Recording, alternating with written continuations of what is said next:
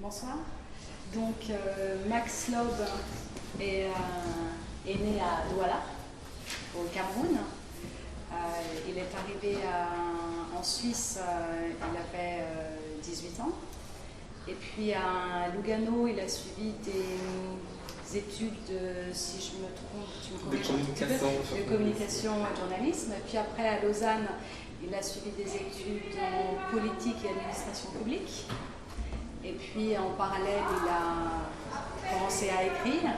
Est-ce qu'on peut dire que ton premier vrai roman est celui que tu édites chez Zoé?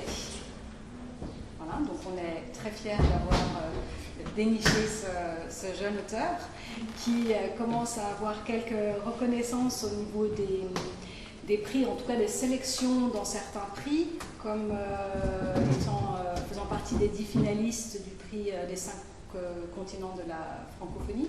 Et puis depuis 2 jours, on a appris aussi qu'il était finaliste sur le prix Changor, et puis sélectionné aussi pour le prix Seligman.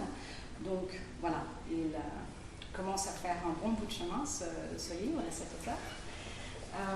Mais je pense que je vais lui laisser la parole pour vous présenter l'extrait qu'il a choisi de vous lire à l'intérieur du livre.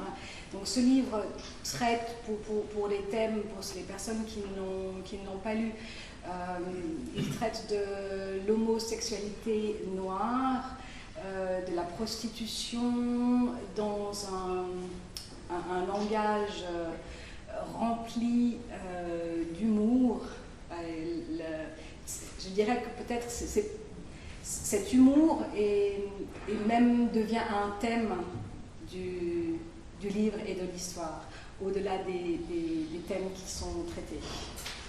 Donc dans une langue avec beaucoup d'inspiration, de mots. Est-ce qu'on parle d'un dialecte ou est-ce qu'on parle de... C'est une langue mixte, je ne sais pas, c'est un travail sur la langue en tout cas. Oui, ouais. Voilà. Très intéressant. Je vous laisse vous présenter l'extrait qu'il a choisi. Merci. Bonsoir à tous, merci d'être là. Merci. Comment il y a des personnes qui ne m'attendaient pas du tout à voir. J'ai un peu de trac du fait de les voir. Notamment Nadine Tremblay avec qui j'ai travaillé beaucoup sur l'écriture de ce livre, en tout cas sur le manuscrit. Le livre, elle disait, est très drôle en tout cas. Oui. Des personnes disent qu'en le lisant c'est drôle, mais les thèmes abordés ne le sont pas du tout. Parce que quand on parle d'homosexualité noire africaine, c'est pas drôle. Quand on parle de la traite des femmes, ces femmes qui sont après forcées à la prostitution, ce n'est pas très drôle. Quand on parle de la démocratie au Cameroun, ce n'est vraiment pas drôle. Et l'extrait que j'ai pris aujourd'hui, c'est vraiment, je l'ai pris comme ça par pur hasard. J'ai ouvert le livre, je suis tombé sur cet extrait, je me suis dit c'est ça que je vais lire. Et cet extrait n'est vraiment pas drôle aussi.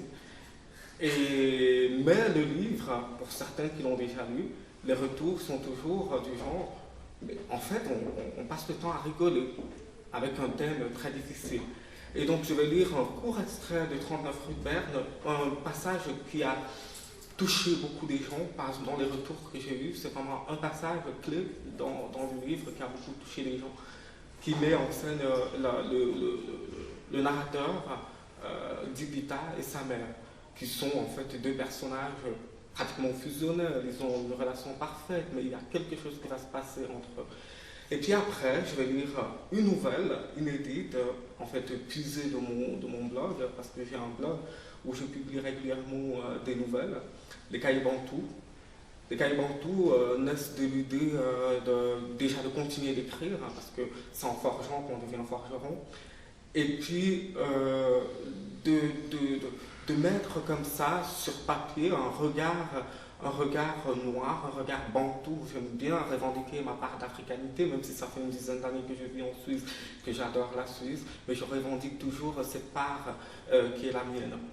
Et donc je vais lire cette nouvelle après, dont le titre est La couleur du malheur, qui parle en gros de racisme.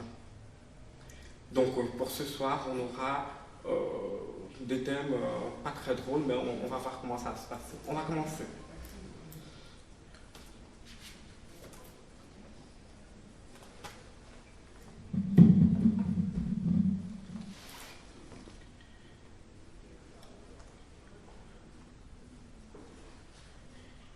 J'étais intrigué depuis toujours par les réunions secrètes de ma mère, en compagnie de ces blackies aux manières énigmatiques et au regard toujours dissimulé derrière de grosses lunettes de soleil.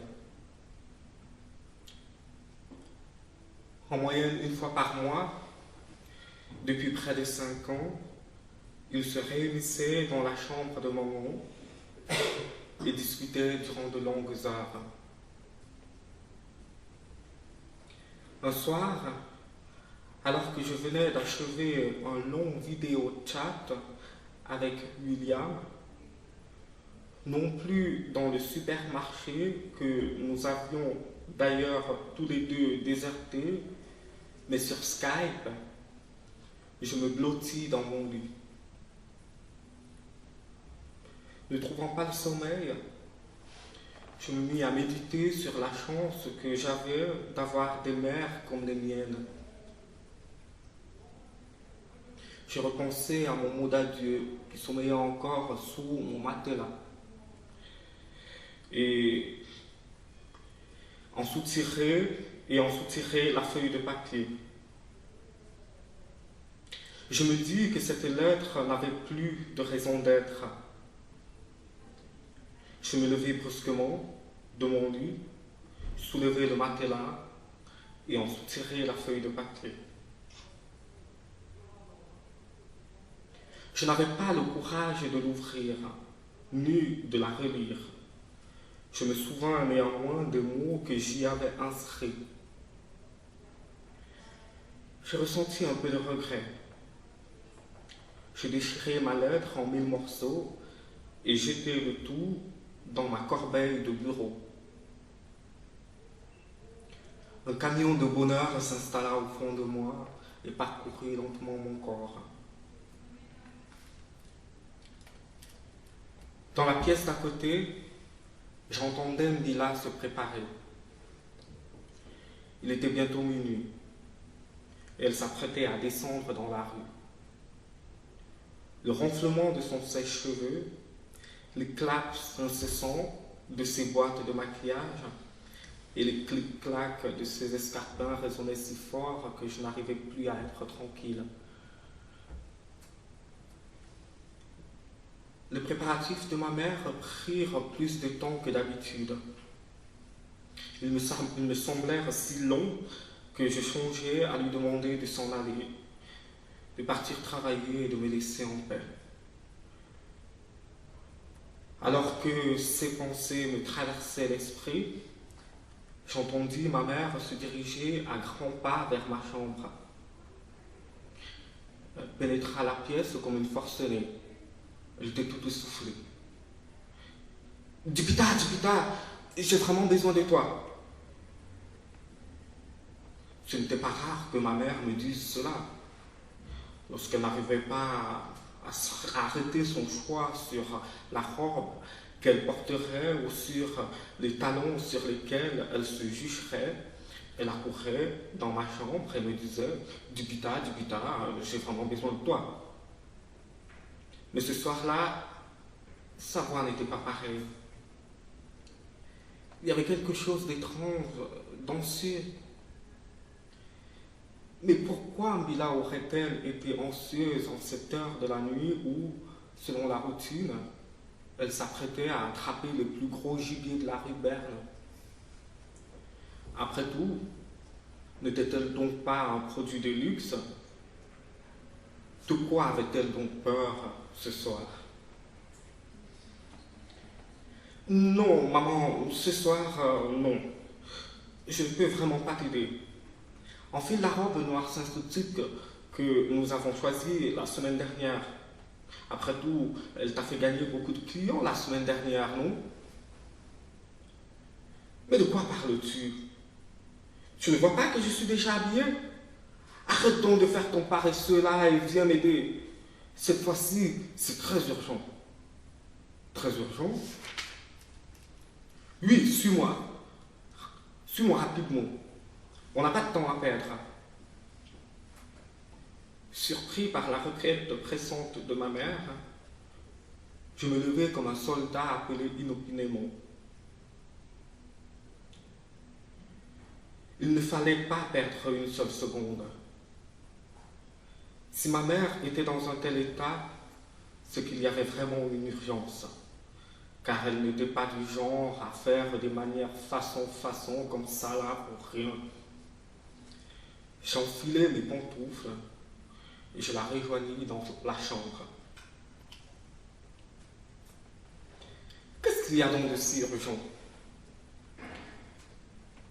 Sans accorder aucune attention à ma question, Mila souleva la couverture de son lit,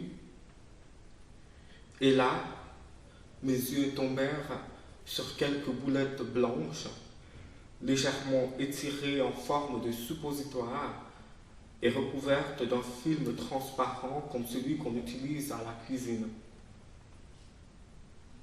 En tout, 10 boulettes presque aussi grandes que mon auriculaire. Il ne fallait pas être spécialiste pour comprendre de quoi il retournait. C'était de la drogue, de la cocaïne.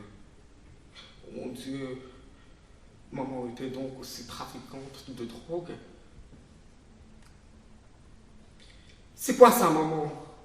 De la drogue, fit-elle en portant son index droit à ses lèvres et en regardant autour d'elle, comme si elle craignait que des yeux indistraits nous tombent dessus. Mais maman, depuis quand tu... m'interrompit-elle de nouveau, avant d'ajouter à voix très basse, nerveuse. Ce n'est pas le moment de me poser des questions. Aide-moi simplement. Aide ta pauvre mère. J'ai besoin de toi. Écoute, j'en ai déjà avalé une vingtaine, puis 10 dans mon vagin et 15 autres dans mon anus. Je n'ai plus suffisamment d'espace pour ces 10-là. Il faut que tu m'aides, s'il te plaît. Fais simplement ce que je te demande de faire. C'est très simple, tu verras. Ne me pose surtout pas de questions, compris? Pas de questions.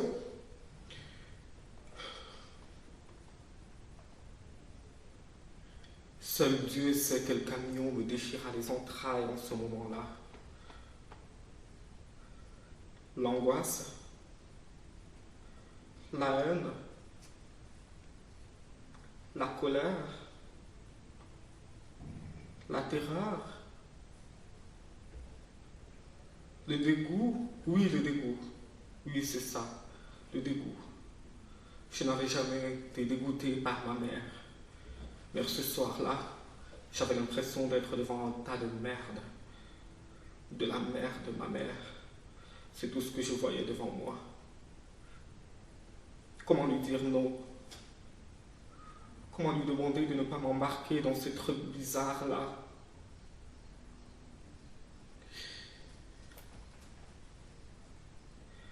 J'ai grandi au Paquis, à la rue de Berne.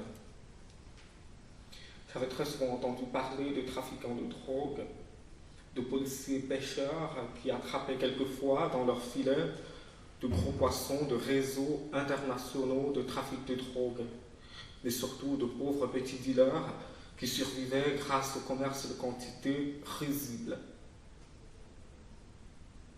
J'avais souvent lu dans la presse à Potin qu'à titre d'égalité de sexe, certaines femmes occupaient des postes à responsabilité dans ces réseaux mafieux-là. Je savais que certaines d'entre elles dissimulaient des kilos de poudre blanche dans leurs entrailles avant de les remettre au gourou du réseau. J'avais très souvent entendu parler de tout ça, même dans les discussions des filles de l'AFP. Mais jamais je n'avais pensé que ma mère pouvait être impliquée dans des trucs comme ça. Jamais je n'avais pensé qu'elle y serait impliquée au point d'avoir l'audace de me tirer là-dedans avec elle. J'avais l'impression de rêver les yeux ouverts. Ce n'était plus ma mère, ce n'était plus ma douce et belle mère qui se tenait devant moi, mais une vraie brute sauvage. Ses sourcils froncés témoignaient de la fureur qui l'habitait. Son regard rouge sang et sa respiration de taureau qui lui donnait une allure de forcené. J'avais l'impression qu'elle me finirait si je ne me soumettais pas. Fallait plus que jamais lui obéir, parce que son œil là disait « Fais ce que je te demande de faire, sinon t'es cuit. » Je devais choisir entre ma vie et celle de ma mère. À ma peur et à mon camion de dégoût, s'ajouta un camion de confusion.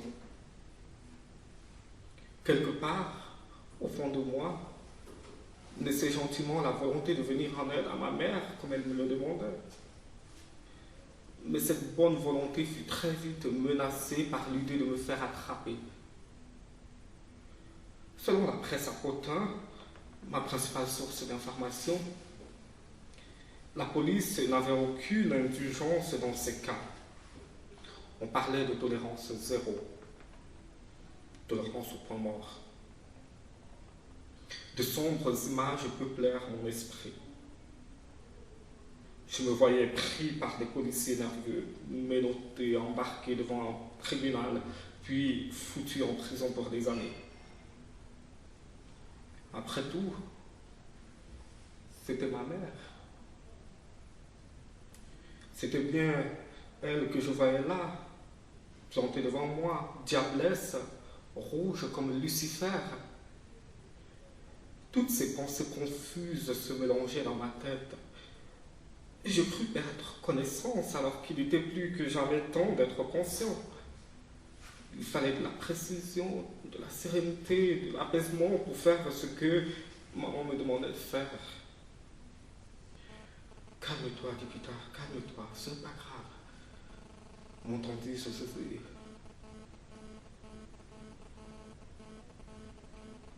Ce n'est pas si compliqué.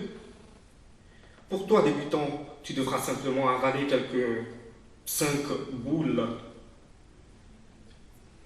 Tu les avales comme tu le ferais avec des comprimés normaux. Mais attention, il ne faut pas boire beaucoup d'eau, sinon tu risques d'exploser. Tu en prendras donc 5 dans ton estomac, et les 5 autres, tu les mettras dans ton cul. Au moins, en ceci, avoir un fils pédé est une bonne chose.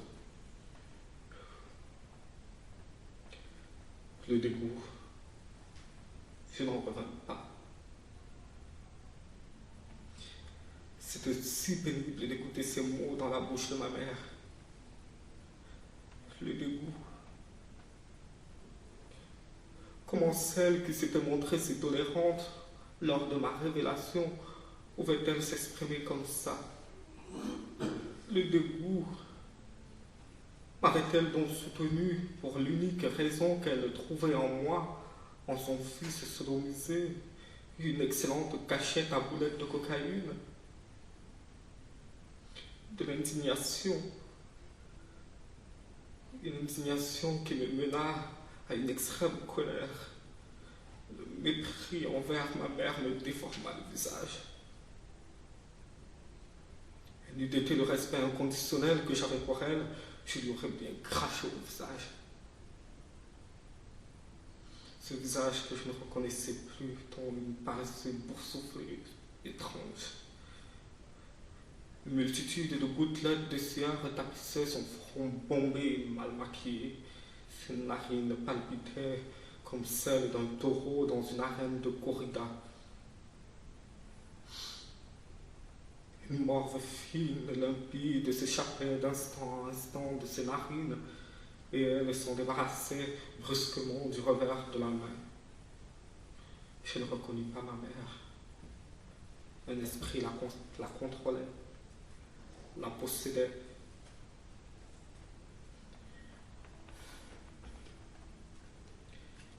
Elle me tendit un demi-verre d'eau et m'encouragea à avaler des boulettes de cocaïne. Vas-y, bois, me dit-elle. Criblé de peur et de rage, j'avalais néanmoins ces gros comprimés-là. Lorsque j'ai terminé d'ingurgiter les pilules de cocaïne, ma mère me souleva de ses deux mains. Elle baissa mon pyjama et me lança sur son lit comme un vulgaire petit caillou. La peur m'avait rendu léger. Terrorisé, je me sentis blême, amoindri. J'avais pourtant envie de riposter, de m'opposer, de crier au secours, de prier Dieu soleil de me sortir de cette merde. Mais je me sentais si faible, si impuissant. Je n'avais vraiment pas de temps à perdre à me convaincre de passer dans mon anus l'un à la suite de l'autre les suppositoires de poudre blanche. Elle renifla pour chasser la morve qui lui bouchait les narines. Comme je serrais mes fesses pour ne rien y recevoir, elle me les tapota, ta. J'insistais et je les serrais d'autant plus. Déçue, elle m'appliqua 2 bonnes tapes. La douleur me fit relâcher instantanément mes fesses innocentes. Elle me les écarta comme elle le ferait avec son bébé fiévreux et elle cracha là-dedans. Dans l'instant qui suivit, j'ai senti la première boulette passer son chemin. Lentement, mais fermement. Puis une deuxième, puis une troisième. Et les 5 boulettes logeaient maintenant en moi comme un mini-chapelet. Indigné et sali, je me mis à pleurer. Des larmes ruisselèrent sur mon visage à flot ininterrompu. J'agonisais de rage. Plus la colère montait, et plus je me sentais faible. Faible, violé. Voilà, c'était le mot. Je me sentais violé par ma mère.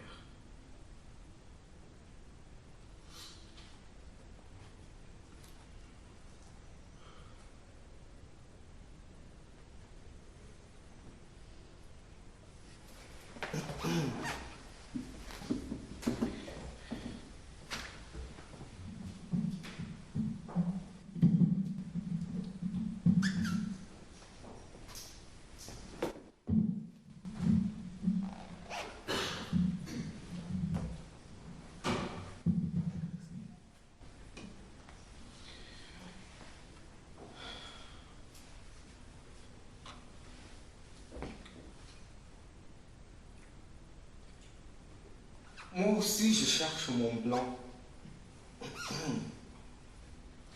Et je me fiche du qu'on dira-t-on.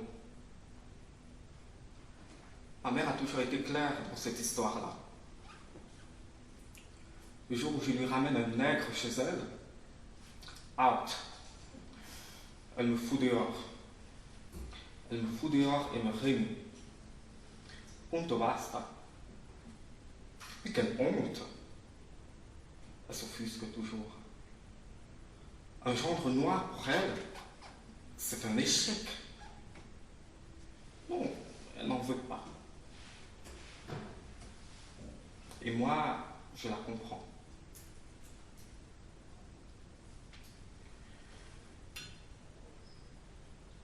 Depuis mon plus jeune âge, ma mère a toujours soutenu qu'elle avait trop souffert de la discrimination raciale, ici, chez les Blancs, où moi, j'ai eu la chance de naître.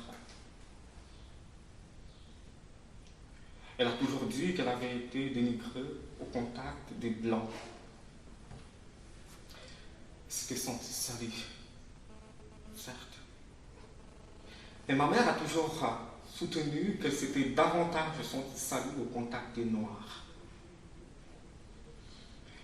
Elle demandait à Dieu comment il avait eu la mauvaise idée, mais oh, combien mauvaise fut-elle de la créer noire. Femme et noire, l'équation de tous les malheurs.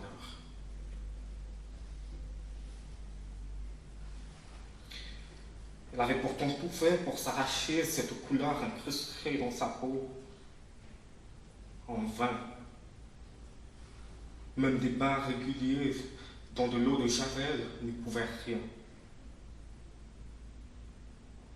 Exténuée, elle avait dû déclarer forfait.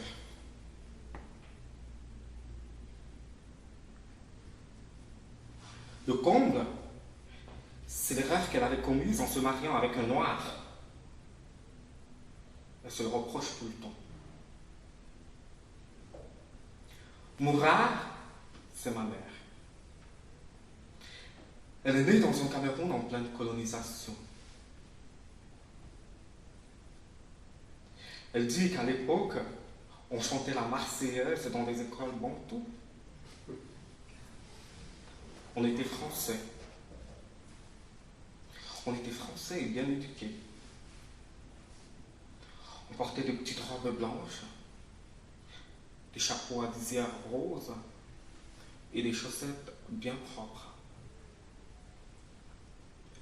Moura s'est toujours vanté d'avoir été à l'école du Blanc. Ses parents aussi, dit-elle. Vers la fin de ses études primaires, elle devait se marier. C'était comme ça. Son promis venait de terminer son brevet d'études du premier cycle. Il devait partir en métropole, en France. Partir en métropole pour rallonger ses connaissances.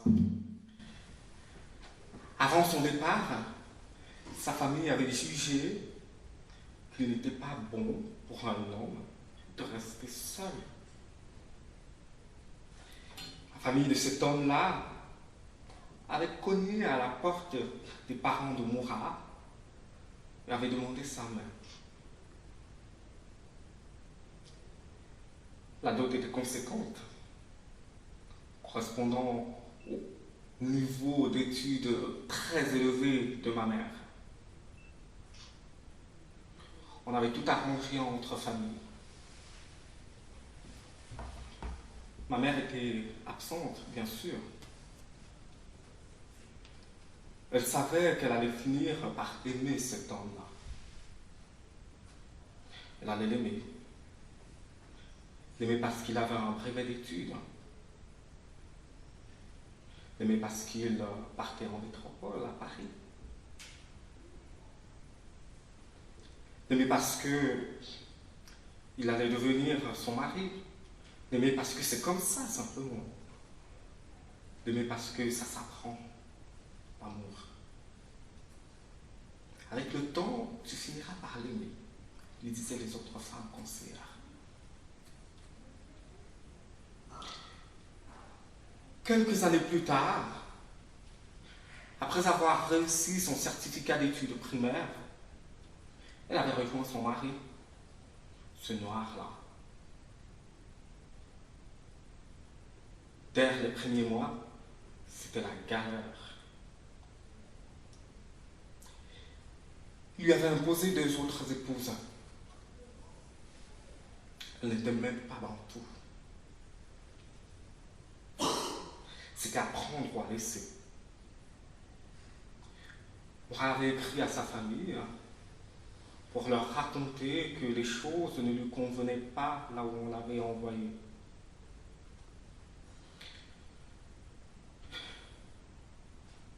Elle avait reçu une lettre qui lui disait ce qu'elle n'ignorait pas. Et ce qu'elle n'ignorait pas, c'était que l'amour-là, ça s'apprend. Ça s'apprend comme toute autre chose. Ça vient petit à petit avec le temps. Il faut seulement être patient. C'est tout.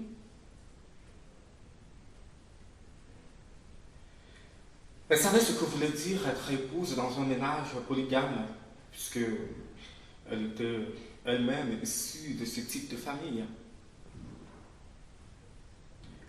Quand c'est ton tour de donner la chose là, il faut seulement donner, sans broncher. Elle était devenue une donnée, une donneuse. Et son mari prenait ça comme il voulait, comme un fauve, aucune tendresse. Elle dit, aucun mot doux, aucun préliminaire. Ma mère était donneuse et lui, preneur. Chacun a sa place. Chacun joue son rôle.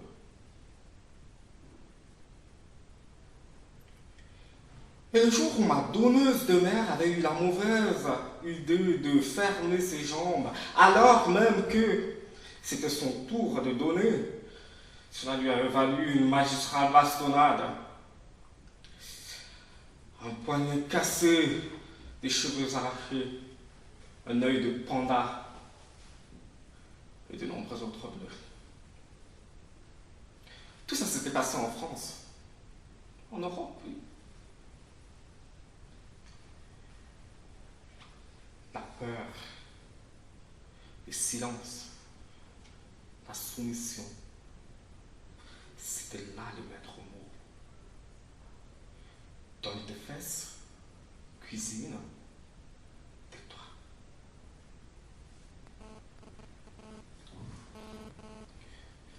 Mais Moura n'était pas comme sa coépouse. Elle s'était entêtée. Après tout, n'avait-elle pas fait un certificat d'études primaires? Ne lui avait-on pas enfoncé dans le crâne depuis toujours qu'elle était française, blanche et bien éduquée? Alors, pourquoi se laisser malmener ainsi par un vulgaire noir? Ma mère rêvait d'amour, elle rêvait de tendresse, elle rêvait de sujets amoureux comme le chantaient ces talentueux artistes français. Des textes qu'on leur faisait lire et chanter à l'école du Blanc, en terre bantoue. Elle attendait toujours que lui soient offertes des perles de pluie venues des pays où il ne pleut pas. Elle attendait toujours que surgisse un jour son aigle noir avec des œufs couleur rubis et des plumes couleur de la nuit, comme dans ses rêves d'enfant. Oui, elle attendait toujours qu'on lui demande d'aller décrocher la lune, d'aller voler la fortune et de se teindre en blonde. Mais rien de toutes ces attentes, jamais dévoilées, n'arrivait.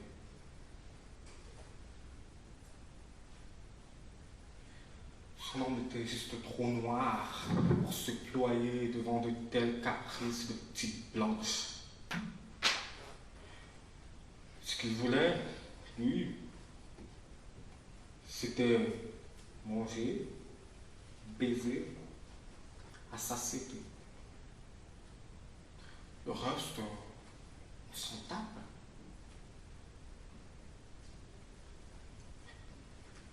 D'un de ces multiples viols conjugaux, Moura était tombée enceinte. J'étais né en France. Au Cameroun, on avait dit que Moura était désormais une vraie femme. Voilà qu'elle a fini par comprendre, voilà qu'elle a fini par apprendre à aimer. Avait-on constaté en regardant des photos d'elle, photos où elle se forçait, tant bien que mal, de sourire. À son faux sourire, au pays, on avait dit que c'était le sourire des Blancs. que Moura était devenue blanche. Et peu après ces âneries familiales, ma mère s'était enfuie du domicile conjugal, son bébé au dos. C'est dans un refuge pour femmes battues qu'elle s'était cachée. Mais le noir ne dure jamais éternellement. Moura me dit toujours. Le soleil finit par jaillir. Elle conclut. Son soleil blanc avait fini par l'éclairer. Et c'est le blanc de ma mère qui est maintenant mon père. Je porte son nom, celui qui m'a élevé. Voilà pourquoi ma mère dit qu'elle ne veut plus voir la trace de nègre dans sa descendance. Moi, je la comprends.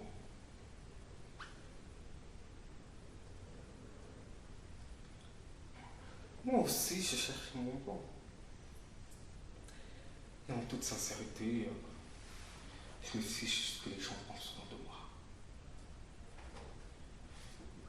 Je suis né ici. Je suis d'ici. Désormais, mes origines sont ici. Ici en Europe, vous me comprenez bien? Ici. Je suis une Européenne. Je suis blanche. Blanche, je suis dans ma pensée. Blanche, je suis dans mon quotidien. Blanche, je suis par mon accent. Blanche, je suis dans mon alimentation. Blanche, je suis dans mon sourire. Blanche, je le suis jusque dans mes rêves. Alors, dites-le moi, pourquoi vais-je aller avec des noirs? D'ailleurs, j'ai quitté Paris parce qu'il y en a trop. Ils sont partout. Partout on les voit. Dans les métros, dans les avenues, dans les magasins, et maintenant même à la télévision et dans la politique. On se croirait en Afrique.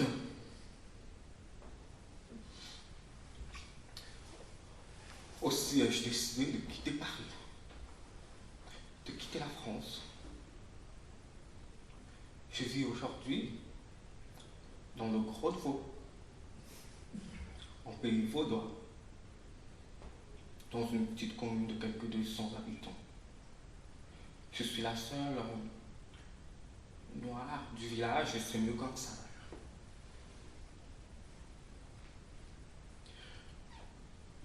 Et quand je pense à toute la discrimination que ma mère a vécue depuis son arrivée en Europe, le boulot de merde, une administration qui vous discrimine au patronyme, un voisin de palier qui vous soupçonne des odeurs de poisse et de viande et de brousse, une sphère politique qui vous traite de profiteurs, un peuple qui vous prend régulièrement pour cible.